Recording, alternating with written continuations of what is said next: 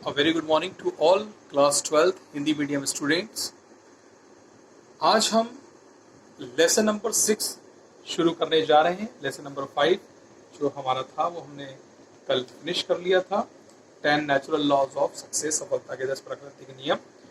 और जल्दी ही जो आपके क्वेश्चन आंसर्स और एक्सरसाइजेस हैं जो रिमेनिंग चल रही हैं उन्हें भी पूरा करने का प्रयास करेंगे और आप उन नोट्स को अपनी कॉपीज में लिखते जाइएगा। Lesson number 6, the face on the wall.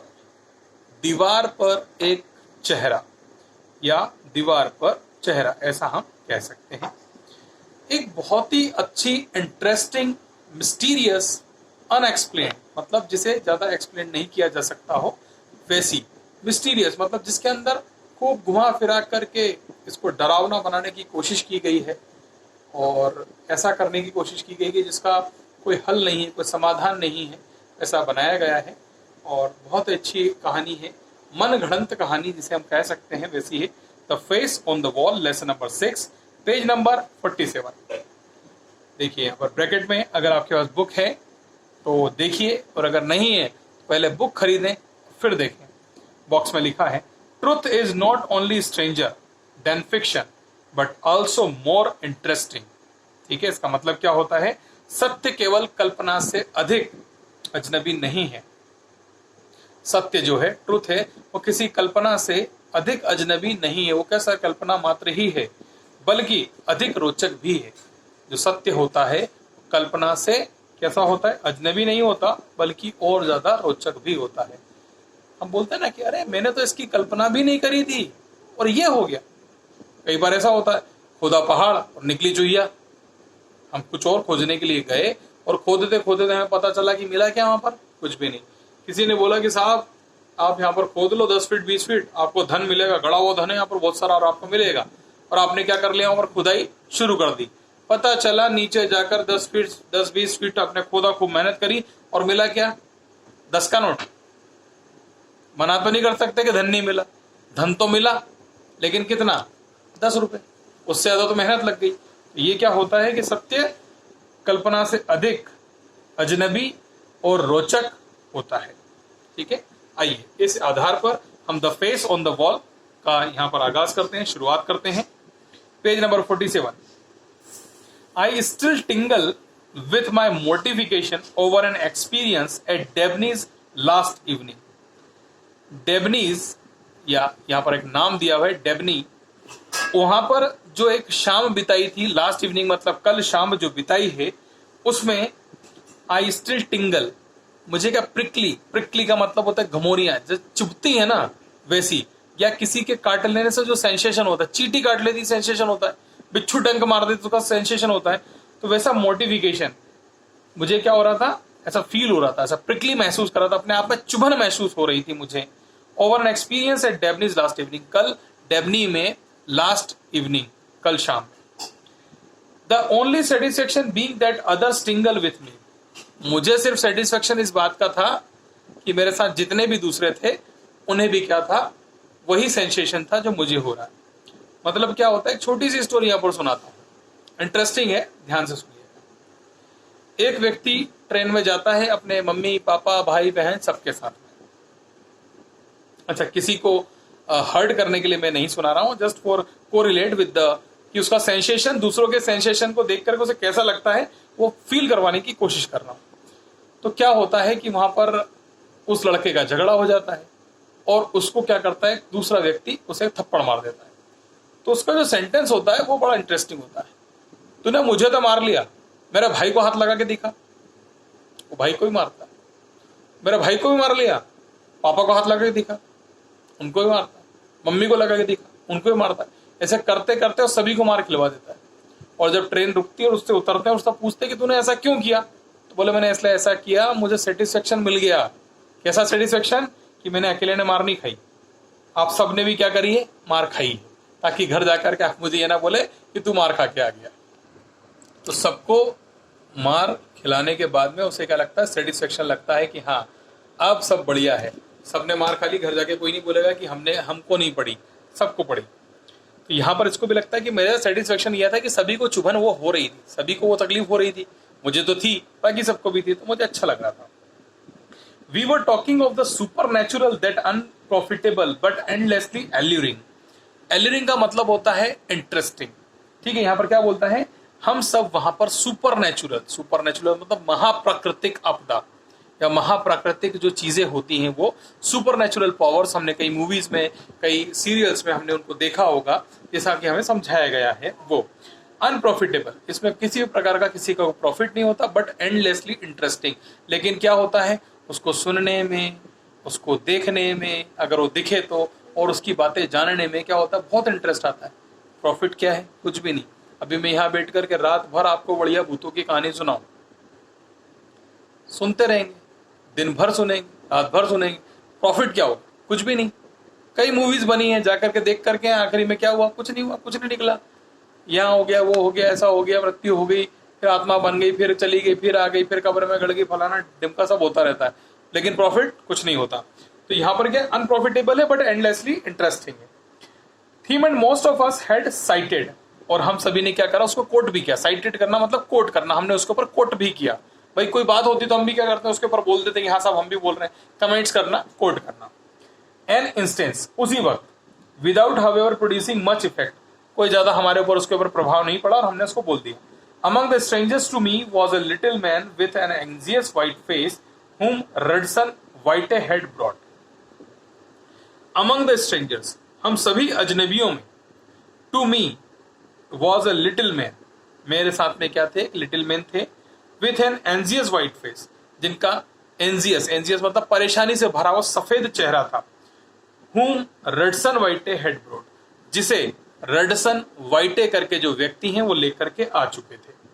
And he watched each speaker with the closest attention, और वह सभी स्पीकर जो वहां पर बोलने वाले लोग थे उन सभी को एक स्पेशल अटेंशन मतलब एक बहुत ही अच्छे तरीके से और उनकी तरफ सावधानी पूर्वक ध्यान देते हुए उनकी तरफ देख रहे थे। बट सेड नथिंग, लेकिन कुछ कह नहीं रहे थे। Then Debney wishing to include him in the talk, तब डेबनी ने क्या करा, उन्हें हमारे साथ में जोड़ा और उनका इंट्रोडक्शन करवाया, उन्हें विश किया। Turn to him and asked he had no experience to relate, उनकी तरफ घूमे और फिर उनसे पूछा कि आपके पास में कोई एक्सपीरियंस नहीं है टू रिलेट, इस बात से रिलेट करने का जिस पर हम बात कर रहे हैं, सुपरनैचुरल पावर पर जो बात कर रहे हैं उसके लिए आपके पास में कोई अनुभव नहीं है। No story that contain an inexplicable element, कोई भी ऐसी कहानी नहीं बनाई जा सकती जो क्या हो, that can not be explain, जिसे एक्सप्लेन नहीं किया जा सकता हो, जो मिस्टीरियस हो, ऐसी कोई कहानी नहीं है।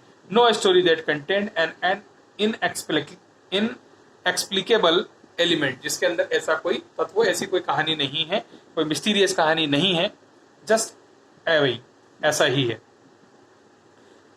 Page number 47, paragraph number 2। He thought a moment, कुछ क्षण के लिए वो सोचते हैं। वेल ही सेड, फिर कहते हैं अच्छा, not a story in the ordinary sense of the word, ठीक है, हो सकता है कि सामान्य रूप से कोई भी स्टोरी ना हो। Nothing that is from here से, ठीक है, nothing that is from here से। हियर से मतलब कहीं पर भी ऐसा कुछ नहीं, कहीं सुनी बातें हैं, ठीक है। कहीं सुनी बातों का मतलब जो भी गॉसिप्स होती हैं, चर्चाएं होती हैं, या हम ऐसी नॉर्मली कुछ बातें कर लेते हैं, उन सब के विषय में यहाँ पर दिया गया है। Like most of your example, जैसा कि आप सब उदाहरण दे रहे हैं वैसा। Truth I always hold is not only vastly stranger then fiction, सत्य जो है वो क्या होता है, हमेशा मैं होल्ड करके रखता हूँ, उसे रोक कर रखता हूँ। Is not only vastly stranger then fiction, ये कल्पना से परे होता है और क्या होता है, फिक्शन जैसा होता है, ठीक है, मतलब और भी अधिक रोचक होता है। But also vastly more interesting, और ऑल्सो क्या होता है, इंटरेस्टिंग भी होता है।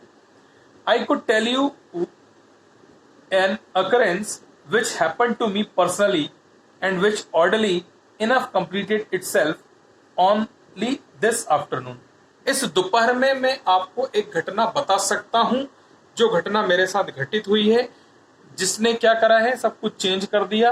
विच हैपन टू बी पर्सनली, जो मेरे साथ निजी रूप से घटित हुई है वो घटना, and which oddly enough completed, और जो कि अपने आप में संपूर्ण है। इस दोपहर में उस बात को जो हम बात कर रहे हैं, चर्चा कर रहे हैं सुपर नेचुरल पावर की, उसकी सत्यता को प्रमाणित करने के लिए बहुत अच्छा है।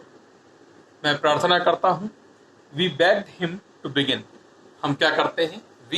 हम प्रार्थना करते हैं कि शुरुआत की जाए या करने दें। A year or two ago, he said, उसने कहना शुरू किया और कहा, 1 साल या 2 साल पहले की बात होगी, या जनरली जो बात करते हैं उसमें क्या है, 1-2 साल पहले की बात होगी। I was in rooms in Great Ormond Street, an old house on the Holborn side. जगह का नाम है Holborn Side. I was in rooms in Great Ormond Street. गली का नाम है Great Ormond Street. ठीक है, कहां पर? Holborn Side पर।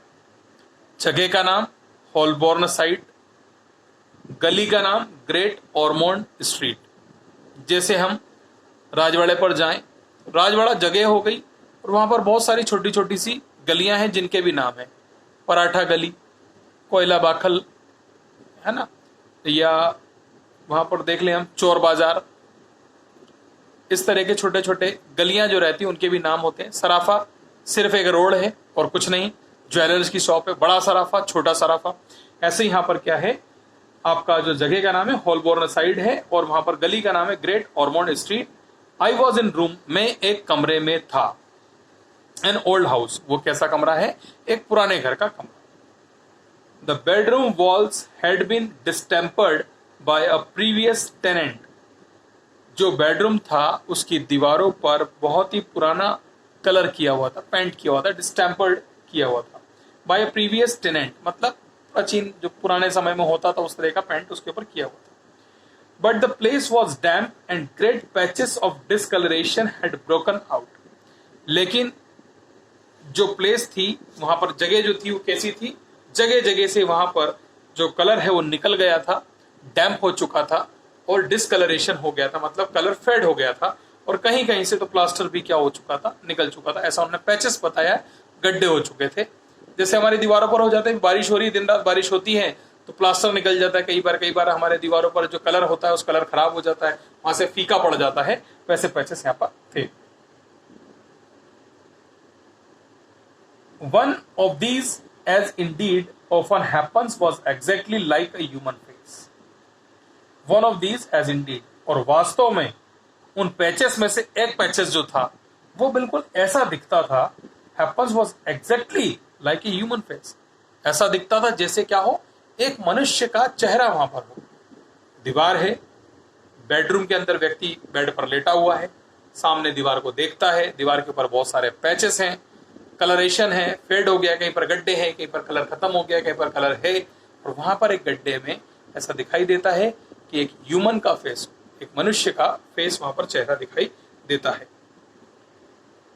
But more faithfully and startlingly than is customary. ठीक है, लेकिन वहां पर क्या था? विश्वास करने जैसा था। आप बिलीव करें या ना करें, लेकिन वो कस्टमरी था। मतलब क्या होता है, आप जब देखते हैं तो दिखाई देता है, बहुत ध्यान से देखने पर दिखाई देगा, अदरवाइज नहीं दिखता। Lying in bed in the morning putting of. ठीक है, बिना देर किए वहां पर मैं अपने बिस्तर पर लेटा हुआ था। I used to watch it and watch it and gradually I came to think of it as real as my fellow logger.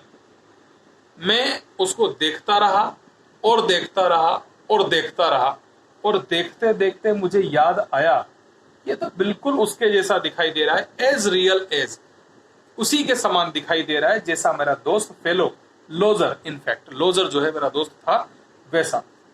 The old thing was that while the patches on the walls grew larger and changed their contours, this never did. जैसे जैसे मैं उसको देखते रहा तो उसकी odd thing ये थी कि उसकी जो आउटर लाइन है, काउंटर मतलब आउटर लाइन, जो बाहर की आउटलाइंस होती हैं, जो एरिया होता है, वो धीरे धीरे बड़ा होता जा रहा था। The walls grew larger and change is contours. दीवार के अंदर क्या होते जाता, बड़ा होता जा रहा, उसकी आउटलाइन से क्या है, बड़ी होती जा रही थी। दिस नेवर डिड, ऐसा नहीं हुआ। It remained identically the same, लेकिन क्या हुआ, ये जो मैंने बताया कि ऐसा हो सकता था, लेकिन ऐसा नहीं हुआ। आइडेंटिकली वो चेहरा बिल्कुल एक समान रहा। तो हमने यहाँ तक अभी पढ़ लिया है 3 पैराग्राफ पेज नंबर 47 पर। इसके आगे की कहानी हम कल पढ़ेंगे। टिल देन सुरक्षित रहें, घर पर रहें और माता पिता की सेवा करें। किताबें नहीं खरीदी हो तो खरीद लें, नोट्स नहीं बनाना शुरू किए तो बनाना शुरू कर दें। Thank you so much.